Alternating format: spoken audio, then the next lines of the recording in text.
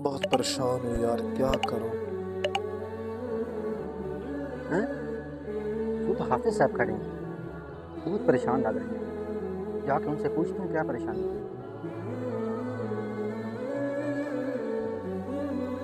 नदीम भाई परेशान क्यों खड़े हैं? मुनीर भाई क्या आपको बताऊँ, मुझे तो समझ नहीं आती ये माँ बाप हर वक्त क्यों रोकते रहते हैं। मैं अपनी मर्जी से जीना चाहता हूँ, ये मेरी जिंदगी है। नदीम भाई बात रोकने की नहीं है, बात फिक्र की है। माँ बाप हमारा बुरा नहीं चाहते।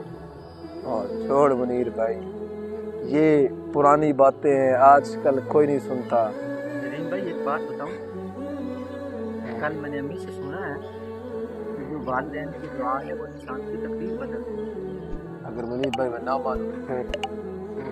नदीम भाई हदीस पाक का मफहूम है कि जो वालिदैन की नाफरमानी करे अल्लाह रब्बुल इज्जत उसको जन्नत की खुशबू से भी महरूम रखेगा। क्या यार ये सच कह रहा है मुनीर भाई, इतनी बड़ी बात? वाकई यार मैंने गलती कर दी, माँ बाप की नाफरमानी बहुत बड़ा गुनाह है। क्या हुआ नदीम भाई, आप चुप क्यों हैं?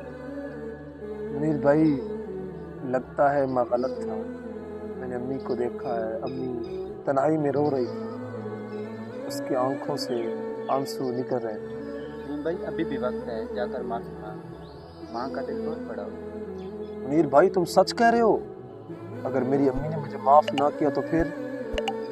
नदीम भाई माँ कभी अपने बच्चों से नाराज नहीं होती, बस तुम एक कदम तो उठाओ। मुनीर भाई मैं आज अपनी अम्मी से माफी मांगने जा रहा हूँ, क्योंकि मैं अपनी जिंदगी को बर्बाद नहीं करना चाहता।